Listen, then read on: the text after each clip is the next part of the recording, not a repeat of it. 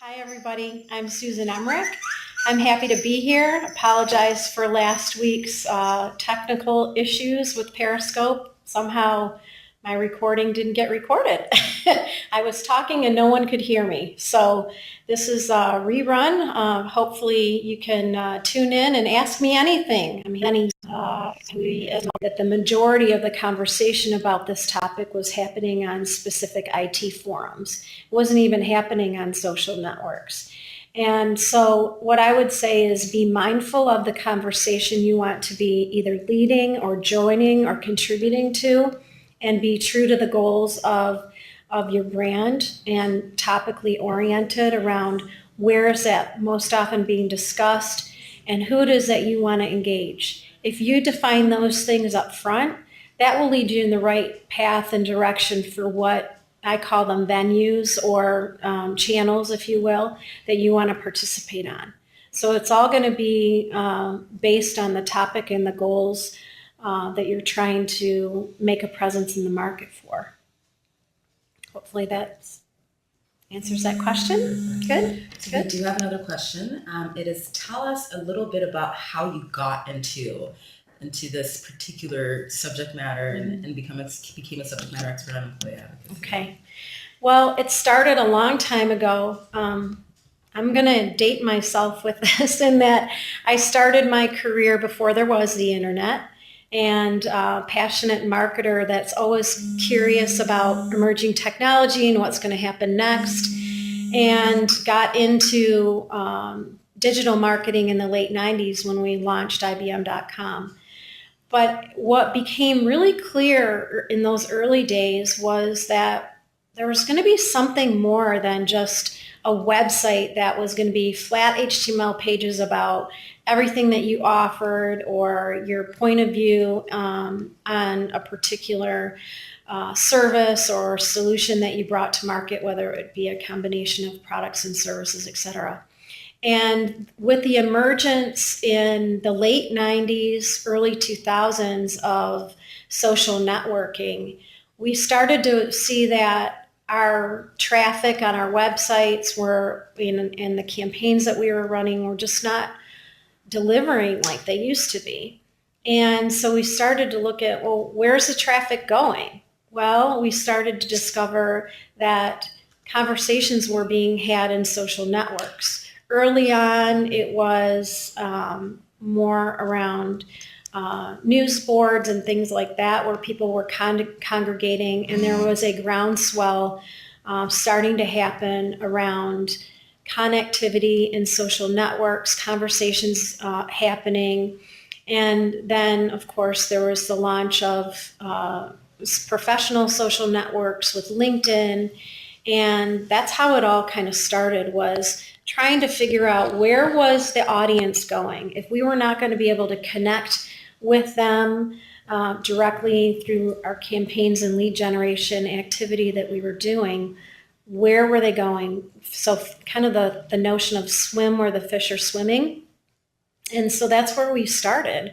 Early mid-2000s, I had a research partner that we just set a hypothesis, and we said, what could be known from social listening research? Could we start to discover where these audiences that we want to be engaged with are actually spending their time discussing our products, looking for solutions or answers to their challenges? That's how the whole thing started, was really using social media analytics and applying the research to better engage with our audiences. And looking at, who do they trust? Who are they looking for advice from? What are they talking about?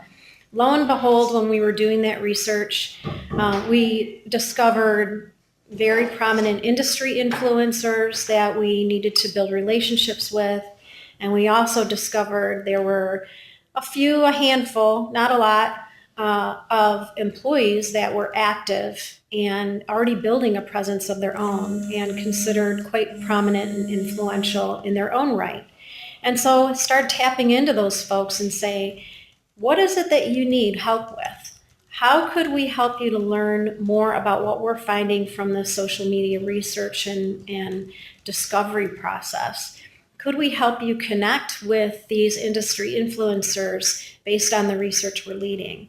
What kind of support do you need? What kind of training are you looking for? What kind of content would help if we could help curate your presence, things like that. And so it truly was from those early beginnings of using the intelligence to start a very small trial. The original first trial was with 6 people, then it expanded to 12, then it expanded to 18, and then it expanded to a couple of hundred, and it just went from there. So that's how the whole thing got underway. That's a little bit of history. And now it goes down in history in my book. Tell us more about your book. Yeah. Well, writing a book is not for weaklings. I'm lucky to say that I had a great co-author, Chris Boudreau. He actually was my agency partner when I was in the beginning days of all that social media research and establishing the program and doing a lot of trial and error testing. And the book is intended to be a full guidebook and roadmap for how to contemplate starting an employee advocacy program. Starts really an opening with building a web of trust and how the social web actually works, and it's all about the people and relationships, and then goes on from there to help you understand what will your employees do to or need, if you will, to be successful, and what will you expect of them, and what kind of support they'll need. Goes into how to identify and discover influencers and build relationships, discusses compliance standards and disclosure, gives a whole chapter on measurement and reporting, how to build a business case, what the future looks like. So it's truly a full roadmap of how to go from beginning to just starting with a trial, building a pilot, and then scaling it from there, and then proving how you can drive success with employees and how that compares to other types of investments that you might be making. And it also shares a case study of how digital investments that we were making actually got moved into employee advocacy because our employees were driving 7 times the results than the campaigns that we were investing in. So it talks a lot about that. And I think what's different about the book is that it's written from my practitioner's point of view, but it also includes interviews with lots of other practitioners from leading companies, from Dell, from Intel, from 3M, from lots of different points of view, not just my own. And it's not something that comes from just researching and analyzing the space, but actually being in the thick of it and leading a program and personally experiencing those adoption road bumps and having to navigate them, and really sharing that with others. So hopefully I could help you shortcut the time that it would actually take to get something up and running and then scaled and adoption expanded. So that's really the reason I wrote the book, was to help other brand marketers like myself, and to help them think about, wow, what is our role? Our role is evolving as digital and social media marketing professionals. What does this landscape look like? And how can we harness the power of the network of people and their knowledge and apply that to promoting your products and services and how you differentiate your company? Fantastic. Well, diving right into the next question is, would you recommend recruiting a volunteer street team in order to boost advocacy among your social media followers? Yeah. So repeat the question for them. Okay, so the question is how to start recruiting a small kind of workforce, if you will, or a trial pilot for a program like this. And what I had shared earlier when we opened the chat is to be very specific about what your company goals are, and for the program specifically, what kind of topics you are going to take on, and what are the goals for that topic? Are you trying to introduce yourself as a new, entrant into the market around a particular topic? Are you trying to take share away from a competitor or differentiate yourself? Whatever it might be, start with the topic and understand who in your company has expertise to share around that topic or is leading work in that arena. And from that, you will then look at, okay, well, who are these folks? Are there, one or two that already have some degree of a presence or willingness to, or comfortable collaborating online, willingness to share their knowledge and expertise? And the reason why I say starting with just a couple of folks is really that's what you need to get momentum going, is people who are going to be engaged and committed. Because without that, you're going to have a harder time getting proof of concept out there in a measurable way. So if you start with folks who don't necessarily need to be convinced, but really understand the power of social networking and are comfortable with it, that's a lot easier to start with people that kind of fit that description. I also blog and wrote a blog on this one. It's on my website, susanemerick.com, and I think the blog was how to recruit subject matter experts for an employee advocacy program, and it gives like 6 different characteristics of the most successful subject matter experts to recruit for a program like this. But the typical ones are comfortable collaborating online, understand the power of social networking, willing to be engaged and committed, open to feedback. So if you have, direction for them, guidance for them, even content curated to some degree for them, they're going to be open to feedback and direction and kind of coaching and training. And so those are the kinds of folks that you want to recruit. Okay, next question. What do you see as the future of employee advocacy? Okay, great question. What do you see as the future of employee advocacy? And if you look back just in the last, I would say 5 years, really, I don't think that term employee advocacy was even being talked about. So I just did a search last week to see the increase in searches for the word employee advocacy. When Chris and I wrote the book, I think the term was just starting to kind of make its way into the market. And then Chris published a report on the technology providers or software as a service technology providers. There were originally 5 on the list, and it's growing. I think there's over 41 of them now. And so that's just a short history in the last few years. But where it's going, I think, is exponentially.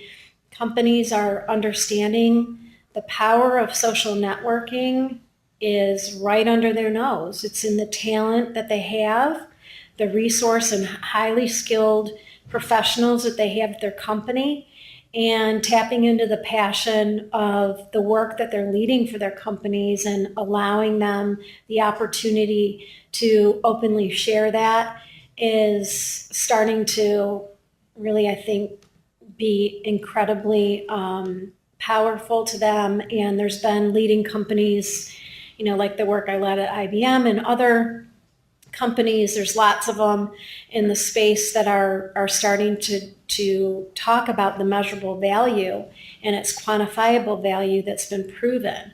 And because of us early adopters out there and being very vocal advocates about it, I see the future of employee advocacy. We're just at the very early beginning stages. What I think most importantly is, in addition to the technology providers in this space that are exploding, what's not to be taken lightly is what happens before you even consider a technology, which is the people. What's the processes? What is the guidance they're going to need? The training, the navigation of how you're going to address crisis management, all those things, the change management behind establishing a program like this, and making sure that it's, if you're going to invest in it, that it's something that stays and can scale and be, adoption can go forward, so that you can truly build quantifiable results. And so I think the notion of this being a possibility is just starting to take off because of early work that I've done and several others in the industry. So I would say there's a last chapter in my book that talks about the future. It's all dedicated to what I think is going to happen in the next 5 years. And now that it's been a year or so since I wrote the book, maybe the next 4 years, but I would just say watch this space, because it's just getting started and it's going to explode. So, we talked about strategy quite a bit, and we have a couple of tactical questions to kind of close out the chat with. We have 5 more minutes. Okay. One is, and you can repeat the question to the audience so they probably can't hear me very well. Okay. As an employer or brand, how can I identify brand champions and advocates without being creepy? Yeah. Okay, great question. So the question is, as an employer, how can I identify advocates without being creepy? So the one thing is, and I kind of talk about this when I go and chat with clients, and then also chat even when I'm teaching STEM volunteer things, is that when you put things on the internet, it's public. So people really pretty much come to the understanding of that, so that they know that they're in a public domain, they're in a public space. So it's not as creepy as you would have thought in years past. I mean, it's just the way it is. And I think that kind of those notions are becoming more and more dispelled.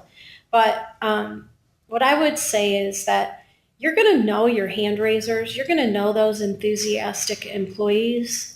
They're the same, likely, they're the same online as they would be offline. The ones who are always the first to say, yeah, I'll help with that, or I would really like to be involved in that.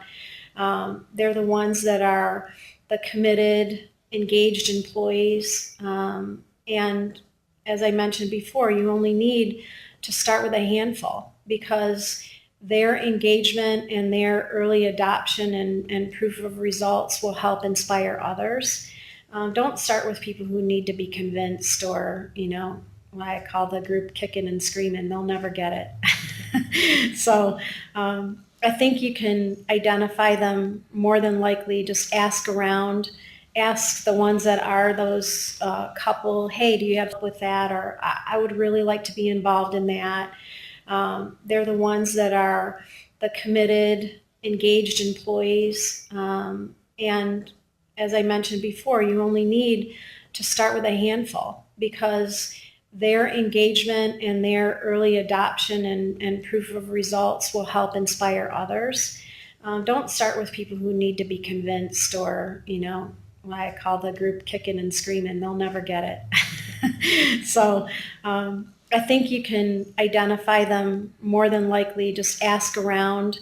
Ask the ones that are those couple, hey, do you have somebody that might like to work with you, be mentored by you? That's really how we were able to expand the initial adoption. So I'd say it's a pretty good recipe for success. Great. Okay, and the final question to wrap it up is a quick look. So, what are some common guidelines for helping employees remain authentic in the communications on channels like Facebook and personal networks, but still integrating brand content from employers? Yeah. So, great question. What are some tips and techniques to remain authentic for employees, but yet still being, a good steward of content that's created by the brand and being able to share things? One of the most important things that I think I learned from the employees that I worked with consistently, that they want to be equipped with information that is relevant to them, will resonate with their social networks, and they don't want to be marketing shills for the company. And if you remember that, and you remember that they are personally engaged in building relationships, think about what would be valuable to either the customers they're serving or the broader network that they're engaged with, and help them develop content that is going to resonate and really work within that sphere. And what I mean by that is, it was really creepy and really uncomfortable to say, hey, here's a whole bunch of branded content. Won't you please go out and share it on your social networks? Well, if it's not relevant to the networks and the expertise that they are typically engaged within, then it's just going to look like, I'm not going to just share your ads, right? So that's not what this is all about. And I think that that's really the different philosophy that you need to be keeping in mind, is when you create a program like this, your strategy and your program design and even the way that you create content needs to be from a completely different lens, going back to what are those goals that you're really going after here, who are the right people, what is the right message you want to get out there, and be thinking about working with those employees to create user-generated content maybe instead of brand-generated content.